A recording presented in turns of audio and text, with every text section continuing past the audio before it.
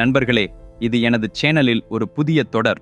ஒவ்வொரு திங்கட்கிழமையும் மாலை 5 மணிக்கு இந்த தொடரின் வீடியோவை வெளியிடுகிறேன். கடந்த ஒரு வாரத்துல உலகத்துல நடந்த மிகவும் சுவாரஸ்யமான செய்திகள், விசித்திரமான விஷயங்களை உங்களுக்கு விளக்குறேன். மிகவும் பொழுதுபோக்கு வழியில இந்த தொடருக்கும் உங்கள் ஆதரவு இருக்கும் என்பதை அறிய விரும்புறேன். இப்போ நம்ம கதைக்கு போவோமா? முதல் கதை. டெலிகிராம் ஃபவுண்டர் பாவேல் டூரோவுக்கு 12 நாடுகள்ல 100 குழந்தைகள், அதுவும் திருமணம் இல்லாம. நீங்கள் என்ன நினைக்கிறீங்க? பாவேலுக்கு இப்ப 39 வயசு.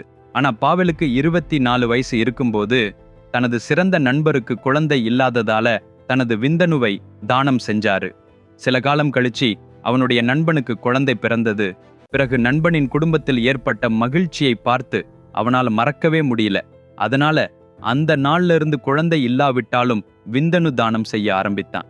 பல குழந்தைகளின் தந்தையான அவர் அந்த பெற்றோரின் கண்களில் மகிழ்ச்சியை அனுபவித்தார். ஆனா தற்போது சில தனிப்பட்ட காரணங்களால விந்து தானம் செய்வதை நிறுத்திவிட்டார்.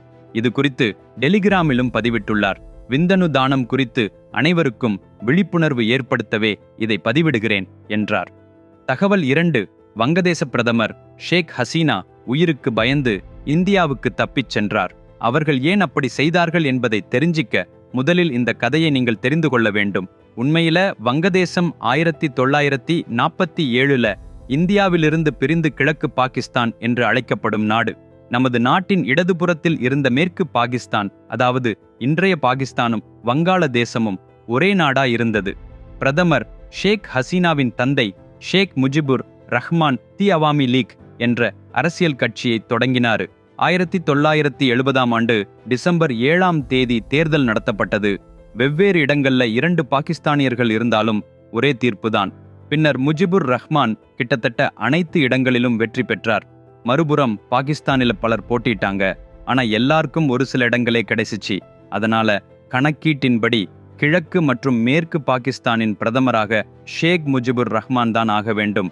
ஆனால் பாகிஸ்தானில் உருதுவின் ஆதிக்கம் வங்காளதேசத்தை விட நன்றாக இருந்தது. பாகிஸ்தான் இராணுவத்தால் ஷேக் முஜிபுர் ரஹ்மானின் வெற்றியை தாங்க முடியல. முஜிபுர் ரஹ்மான் பிரதமராக இருக்க சம்மதிக்க மாட்டார் என்று இராணுவம் முடிவு செய்தது. 3 மாத விவாதத்திற்கு பிறகு மார்ச் மாதம் முஜிபுர் ரஹ்மான் கிழக்கு பாகிஸ்தானை வங்காளதேசம் என சுதந்திர நாடாக அறிவித்தார். உடனே பாகிஸ்தான் இராணுவம் வங்கதேசத்தை கைப்பற்ற இராணுவத்தை அனுப்பியது. 9 மாத போர். 30 லட்சம் பேர் இறந்தனர். அப்பொழுது வங்கதேசம் இந்தியாவிடம் உதவி கேட்டது. வெறும் 11 நாட்கள்ல இந்திய இராணுவம் பாகிஸ்தான் இராணுவத்தை விரட்டியடித்து வங்கதேசத்துக்கு சுதந்திரம் அளித்தது. இவ்வாறு வங்கதேசம் 1971ல உருவாக்கப்பட்டது. பின்னர் இந்த 9 மாத கால யுத்தத்தி அவாமி லீக் கட்சிக்கு ஆதரவாக பலர் தங்கள் இன்னுயிரை தியாகம் செய்து நாட்டின் சுதந்திரத்திற்காக போராடினாங்க. அந்த தியாகங்களை போற்றும் வகையில குடும்பங்களுக்கு 30% இடதுக்கீடு அளிப்பதாக முஜிபுர் ரஹ்மான் அறிவித்தார். சில காலமெல்லாம் சரியாக இருந்தது. ஆனால் பல தசாப்தங்களை கடந்தபோது எழுத்தறிவு விகிதம் அதிகரித்தது. வேலை வாய்ப்புகளும் அதிகரிக்க வேண்டாமா? தகுதிக்கு பதிலாக இடஒதுக்கீட்டின் அடிப்படையில் அனைத்து வேலைகளும் வழங்கப்பட்டால் உண்மையில் திறமையானவரின் நிலைமை என்னவாகும்? மாணவர்கள் சாலைகளில் போராடத் துவங்கினாங்க.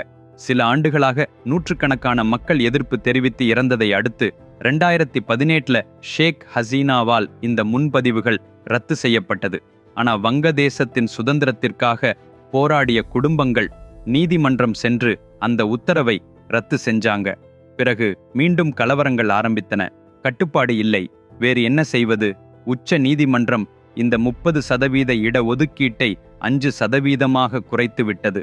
அப்படி இருந்தும் மாணவர்களின் கோபம் தணியாமல் மொத்த வங்கதேசத்தையும் இஷ்டத்துக்கு நாசம் செய்றாங்க. ஆகஸ்ட் 8ஆம் தேதி விசாரணை நடத்தி அனைவருக்கும் சாதகமான தீர்ப்பை நீதிமன்றம் வழங்கும். ஆனாலும் அங்குள்ள மக்கள் நிற்கவில்லை. வேறு வழி இல்லாம ஷேக் ஹசீனாவுக்கு வங்கதேச இராணுவம் எச்சரிக்கை விடுத்துள்ளது. 45 நிமிஷம் அவகாசம் தருகிறோம், அதுக்குள்ள ராஜினாமா செய்துவிட்டு நாட்டை விட்டு வெளியேறுங்கள் அப்படின்னு சொன்னாங்க. அந்த எச்சரிக்கைக்கு பயந்து பிரதமர் ஹசீனா வங்கதேசத்தை விட்டு இந்தியா சென்றார். உங்களுக்கு ஒரு சந்தேகம் வரலாம், இராணுவத்தினரை பார்த்து பயந்து ஏன் ஓடினாங்கன்னு. அதே இராணுவம் ஷேக் ஹசீனாவின் தந்தை முஜிபுர் ரஹ்மானையும் சுட்டுக் கொன்றது. அது அவரை மட்டுமல்ல, அவரது முழு குடும்பத்தையும் கொன்றது. பின்னர் அந்த குடும்பத்தில் இருந்து 2 மட்டுமே உயிர் பிழைச்சாங்க. அவர்களில் ஒருவர் ஷேக் ஹசீனா. இங்கு வினோதம் என்னவென்றால் ஷேக் ஹசீனா வங்கதேசத்தில் 4 முறை பிரதமராக இருந்துள்ளார். தகவல் 3. இந்த உலகத்துல எல்லாருக்குமே ஒரு நாளில் 24 மணி நேரம்தான் இருக்கும். ஆனால் 1 மணி நேரமாவது கூடுதலாக இருந்தால் நல்லது என்று பலர் நினைக்கிறாங்க. அந்த நாள் விரைவில் வரலாம். பூமி சுற்றும் வேகம் குறையும். இதனால எதிர்காலத்தில் ஒரு நாளைக்கு 25 மணி நேரம் கிடைக்கலாம் என விஞ்ஞானிகள் தெரிவித்துள்ளனர். அப்படின்றால் இப்பொழுது காலம் மாறாது. அது நடக்க குறைந்தது 20 கோடி ஆண்டுகள் ஆகும். நம்பவில்லையா? 14 லட்சம் ஆண்டுகளுக்கு முன்னாடி ஒரு நாள் என்பது 18 மணி நேரம் 41 நிமிடங்கள். இப்போ இருப்பது போல் 24 மணி நேரம் இல்ல.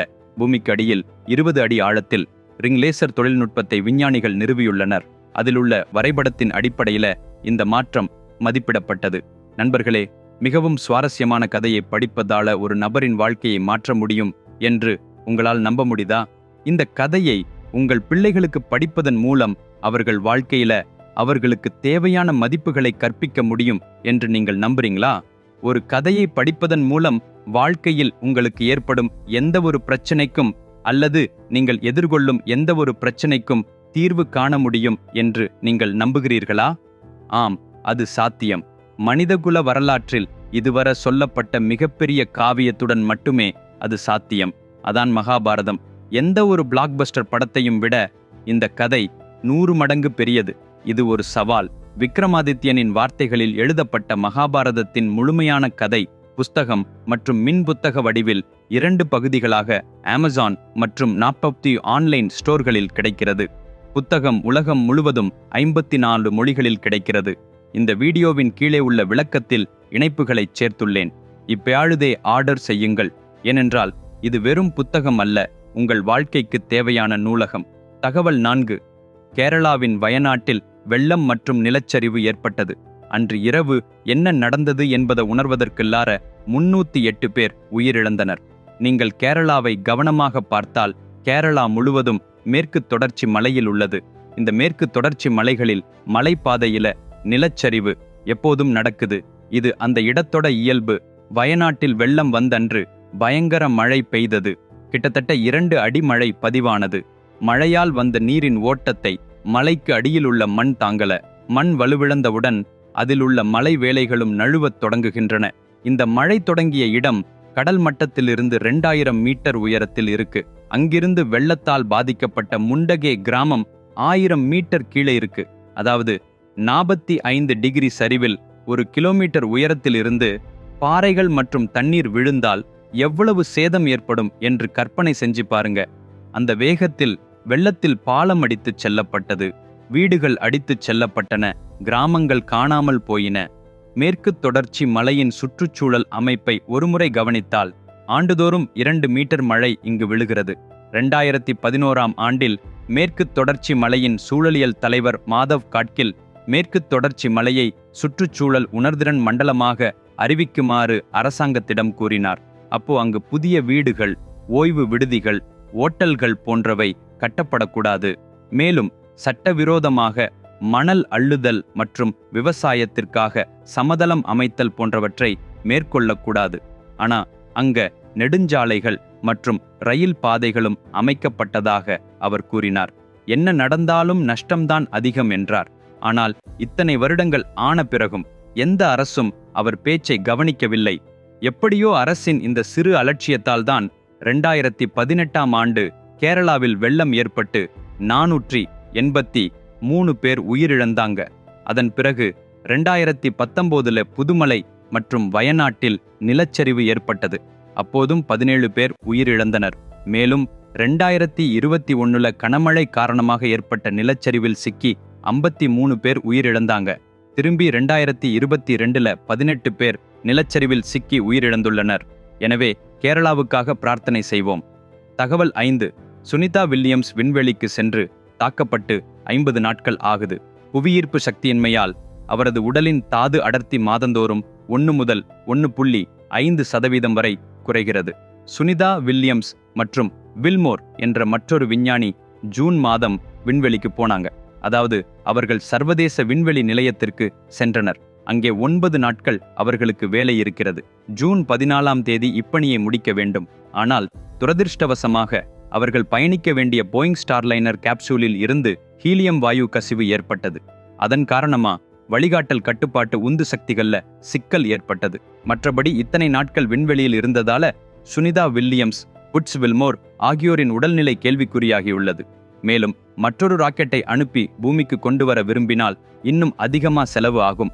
அவர்கள் ஏற்கனவே $4.5 பில்லியன் செலவிட்டுள்ளனர். சுன்டிஹா வில்லியம்ஸ் வயது 58. அதிக நேரம் விண்வெளியில் தங்கினால் எலும்புகளில் அழுத்தம் அதிகரிக்கும், எலும்பு அடர்த்தி குறையும்.